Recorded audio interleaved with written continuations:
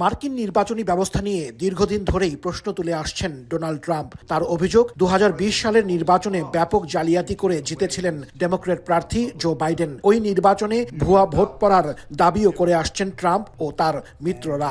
এবার ভুয়া ভোট বন্ধে কঠোর পদক্ষেপ নিলেন মার্কিন প্রেসিডেন্ট।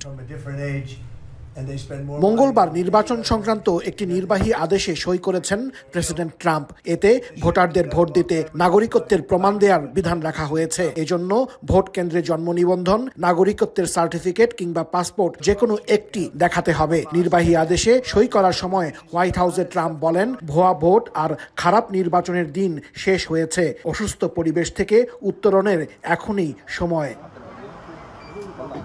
নির্বাহী আদেশে ডাকযোগে ভোটদানের উপরও বিভিন্ন বিধিনিষেধ আরোপ করা হয়েছে। যেসব অঙ্গরাজ্য এই আদেশ মানবে না তাদের ফেডারেল তহবিল প্রত্যাহারের হুমকি দিয়েছেন প্রেসিডেন্ট ডোনাল্ড ট্রাম্প।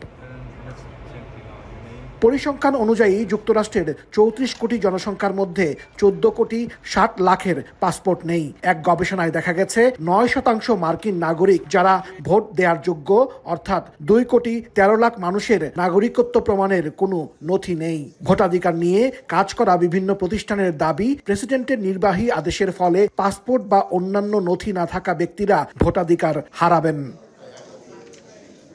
এদিকে যুক্তরাষ্ট্রের হোমল্যান্ড সিকিউরিটি বিভাগ জানিয়েছে, তারা কিছু শরণার্থী এবং আশ্রয়প্রাপ্ত ব্যক্তিদের অভিবাসন প্রক্রিয়া ও গ্রিন কার্ড আবেদন পর্যালোচনা স্থগিত করেছে, যা যুদ্ধ বিধ্বস্ত ও সংঘাতপূর্ণ দেশ থেকে পালিয়ে আসা ব্যক্তিদের অনিশ্চয়তার মধ্যে ফেলেছে। ট্রাম্প প্রশাসনের দাবি, এতে প্রতারণা বন্ধ এবং যুক্তরাষ্ট্রের জাতীয় ও জননিরাপত্তা ব্যবস্থা আরও জোরদার হবে।